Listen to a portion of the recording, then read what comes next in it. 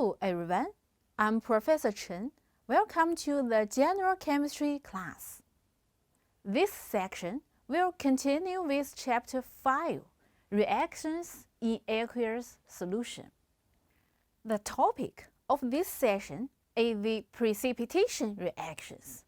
Our objective in this session is to represent the precipitation reactions by chemical equations and to apply some simple rules for predicting precipitation reactions. We know that different substances have different solubility in water. Some metal salts, such as sodium chloride, are quite soluble in water, while others, such as silver chloride, are not soluble at all. In fact, if only very little solid could dissolve in water, we would generally consider this compound to be insoluble. Precipitation reactions occur when certain cations and anions combine to produce an insoluble ionic solid called a precipitate. Precipitation reactions can help us to identify the ions present in a solution, which is an aspect of chemical analysis.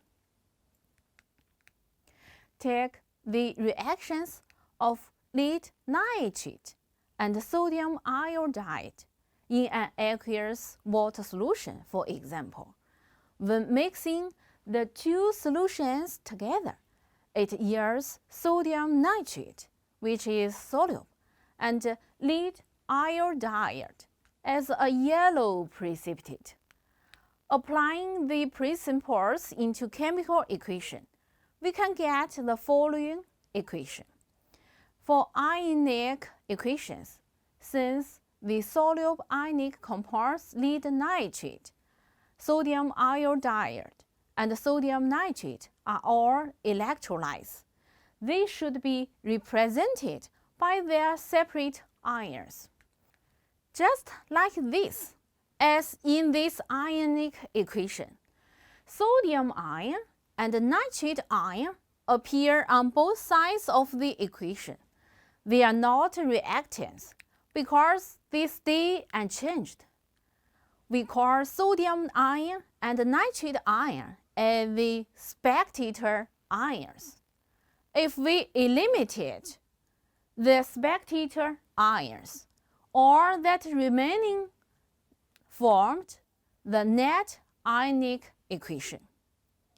Lead ion and iode combine to form lead iodide precipitate. Lead ion and iodide combine to form lead iodide precipitate. A net ionic equation is an equation that includes only the active participants in a reaction, with each participant denoted by the symbol or formula that best represents it. Symbols are written for individual ions, and whole formulas are written for insoluble solids.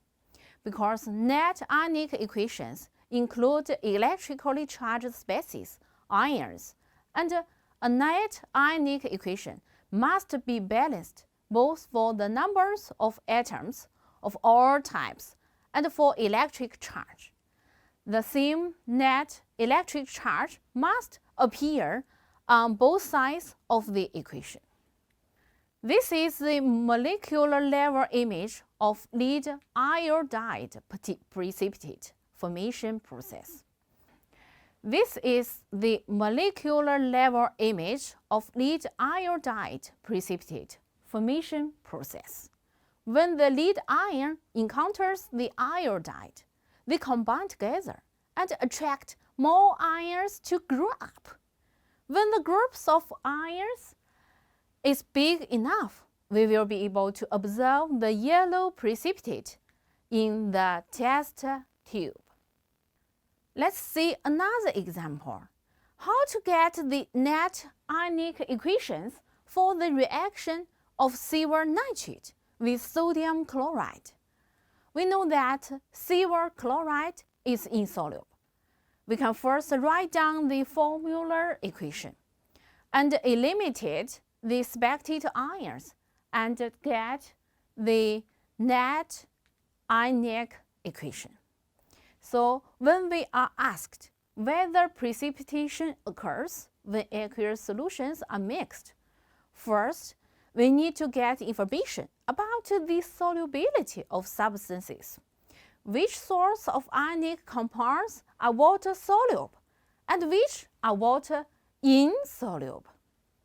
Accordingly, if we are asked to write the net ionic equation, these procedures should be followed. For the first step, write the balanced molecular equation. Then, write the ionic equation, in which the strong electrolytes should completely dissociate into cations and anions. The first step 3, consider the spectator ions on both sides of the ionic equation. Finally, check that charges and the number of atoms are balanced in the net ionic equation.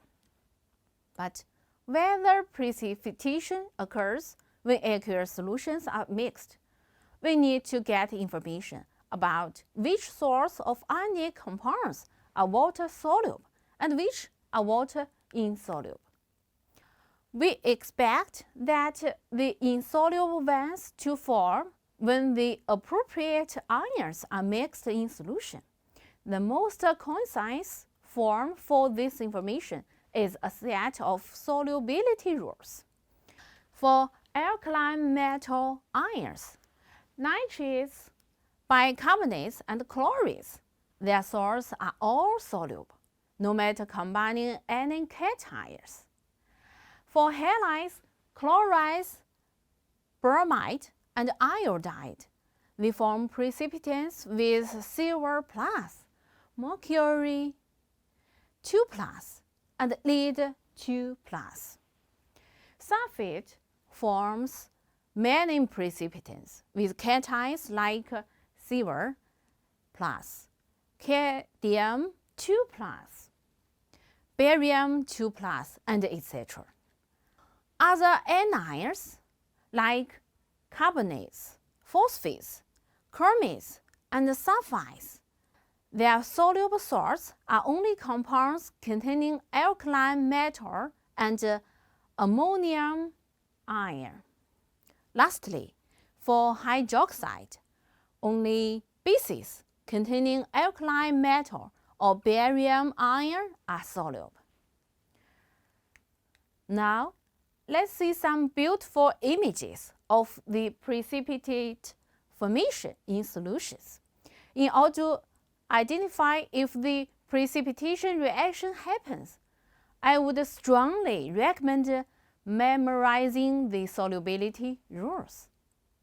Alright, everyone. In this section, we learned the precipitation reactions and the solubility rules. I hope you have enjoyed the class, and I will see you next time.